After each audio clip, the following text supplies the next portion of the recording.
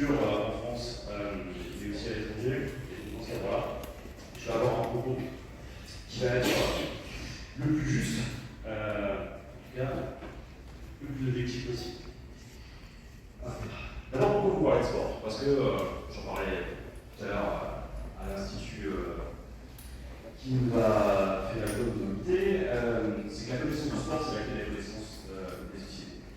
Dans la ligne de ce que disait Enver Elias, le sport est un phénomène qui finalement dit le poids du Maroc dans les instances du foot mondial, mais aussi sa capacité à construire une candidature après plusieurs tentatives infructueuses et à réussir à construire un partenariat avec l'Espagne, le Portugal, à rivaliser finalement avec d'autres acteurs. Au moment où se passait, ils ont pu avoir cette conférence il y a plus d'1 an, et elle passe ces excellentes nouvelles.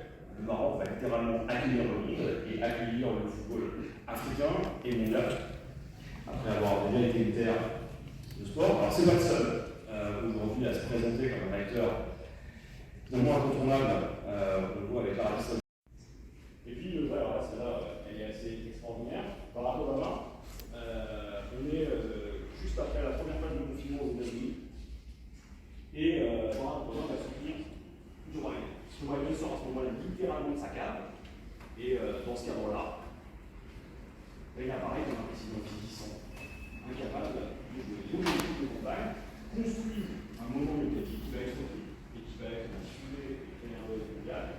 C'est le moment où Barack prend le ballon et lui un shoot à 3 points. C'est bien. Sauf que dans ce cadre-là, il marque le shoot et il a Joe Biden oh yeah my guy. Ça suffit.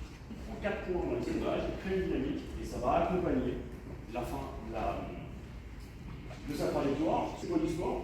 Alors aux États-Unis, c'est quelque chose de fréquent.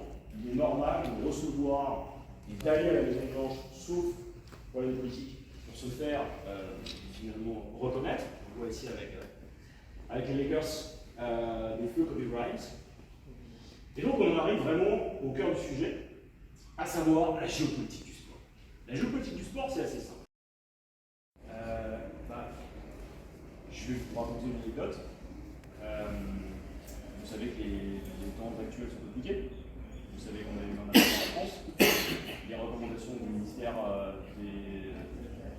de l'Europe et des Affaires étrangères font que quand un ressortissant français quitte le territoire, il doit être prudent.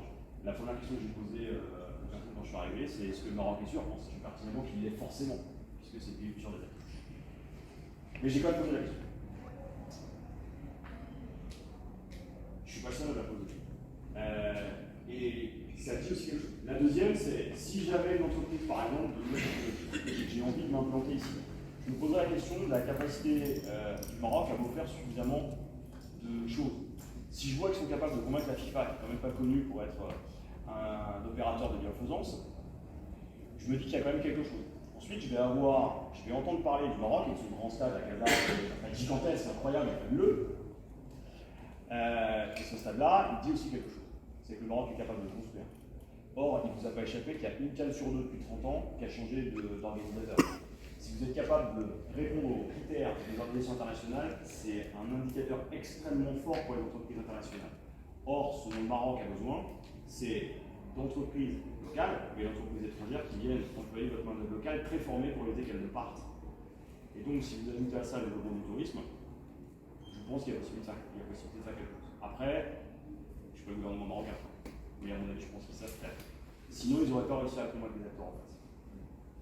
Vous avez parlé du sport, mais je ne sais pas, est-ce que vous avez oublié de parler des inconvénients? Ah, il y en a. La corruption, je parle du non-respect des droits de l'homme. Ça, ce qu'on a vu pour l'organisation des grands événements, ça nécessite beaucoup du truc en arrière. Oui, alors, la première chose, c'est ce que je disais sur l'effet négatif. C'est-à-dire que chaque événement sportif oriente le regard du monde sur nous.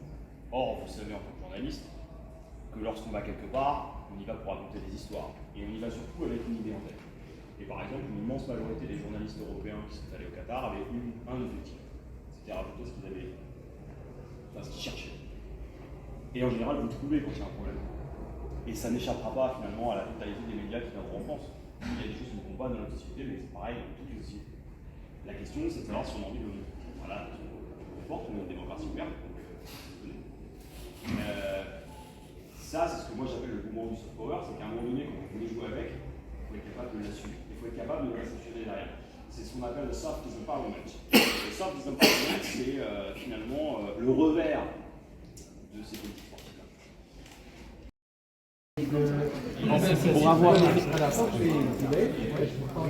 Pour avoir les newsletters.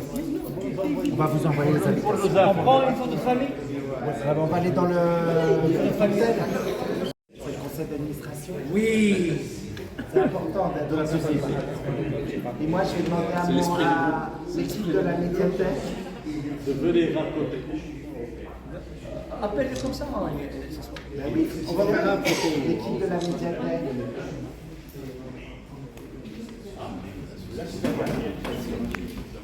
Faire la main. Voilà.